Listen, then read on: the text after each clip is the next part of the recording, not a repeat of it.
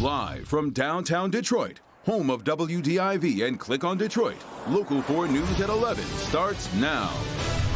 On the 8th night of protests in downtown Detroit, marchers again call for justice and change late into the night.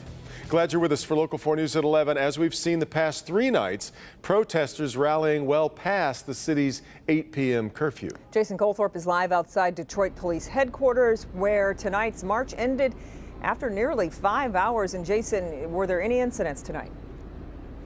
0 incidents to report, Kim, but that's not to say it was peaceful, because as one of the co-organizers told me last night, these aren't meant to be peaceful. They are loud. They are chanting so people can hear them. They're taking up entire city streets. However, for a 5th straight night, they were absolutely nonviolent.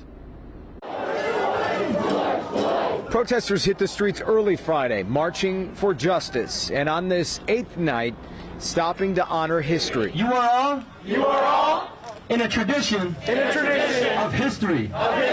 They paused at the spot where the uprising began in 1967, Claremont and Rosa Parks. 67, I saw 12th Street on fire. I saw Linwood on fire. I'll never forget seeing people in the middle of Dexter throwing cash registers up and down until they broke open. Several neighbors watched and chanted along. I love the fact that the police is helping them, guide them through, so it's make it more peaceful and make it more united, because everybody matters. At times, the crowd shouted for people to join them, and a few times, they did. And when they started chanting with us again, we thought we would just hold out our signs again. And then they made us come down. And then they said march with us. Yeah. So we were like, we have to finish it. Why did you want to bring the boys down? Actually, he told me to come. We were by the house and they were marching by the house, and my oldest son said, let's go ahead and march with them. And I said, why not? Because if white people are going to march in the rain, why not can black people can? The protesters broke curfew again, but police were only there to guide a path to the west side and back to DPD headquarters. We walked the whole way with these folks tonight, and I got to tell you, after walking so many miles this week with them and talking to so many, just marching, and you hear some of it a little bit, means so many things to so many people. So I'm glad you get to hear some of that. By the way, there was a second group that did not march. It was led by 16-year-old Stefan Perez. You met him earlier this week. His group sat and did kind of a question and answer thing, and I know some of the protesters I did talk to would have preferred that after going 13 miles tonight out and back. And by the way, they are planning to go again tomorrow. Guys, we're reporting live in downtown Detroit. Send it back to you. Yeah. Oh, Jason, we appreciate it. And from downtown Detroit to Belle Isle, where a large crowd marched across the MacArthur Bridge. Our Larry Spruill was there, and he joins us now with more about what transpired this evening with that group. Larry. Yeah, Devin and Kimberly, many people I talked to say this march earlier today on Belle Isle was a powerful sight to see. Easily 1,000 people marching across the bridge to Belle Isle, and they were all on one accord. We want to make sure people understand that we are in unison.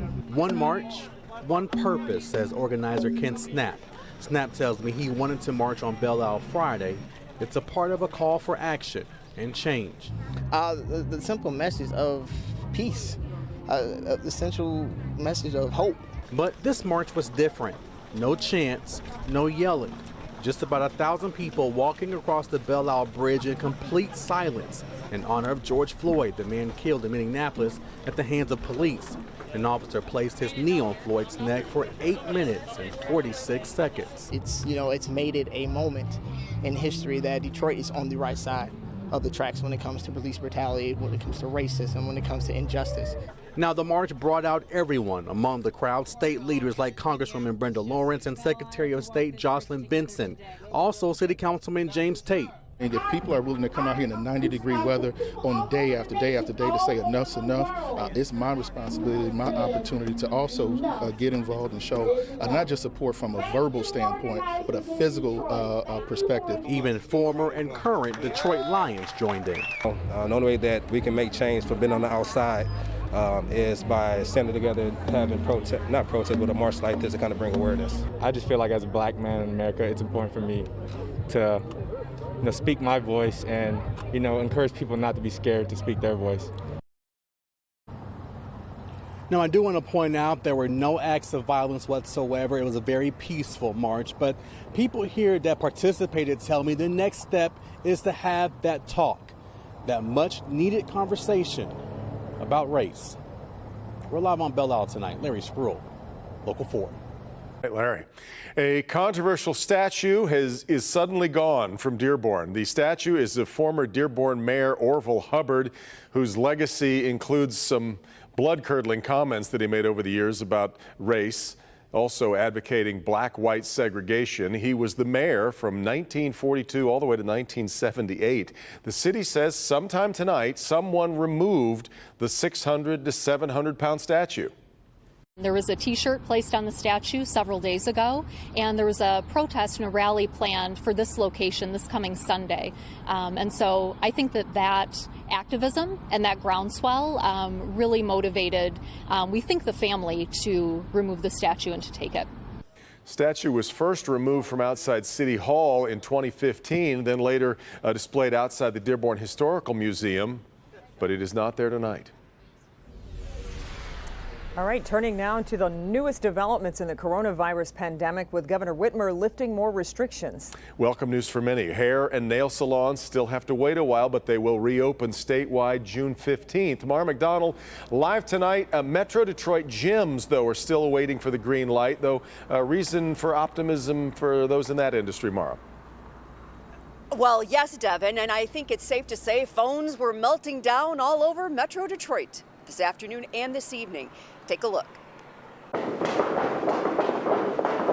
William McRae is ready to open, and after the governor announced gyms up north can reopen shortly, his phone started ringing. I've been getting flooded with calls, when are you going to be open? When do you think you're going to be open? You have any idea? Can we come now? They can't come just yet, but hopefully will be given the green light like salons were today to reopen statewide on the 15th.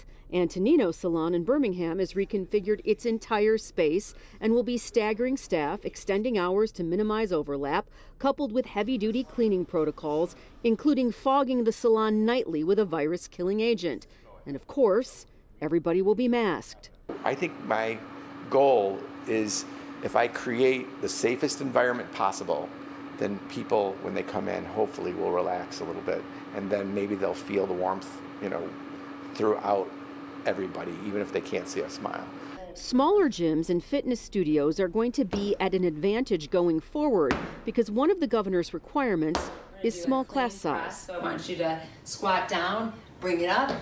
Perfect for Kathy Chester's Disrupt Fitness Gym, which already has that. Plus, she had the cleaning protocols in place even before COVID hit. With my multiple sclerosis and having rheumatoid, opening up my own gym for me was just big. I had to always keep everything and be on the lookout, keeping everything so clean.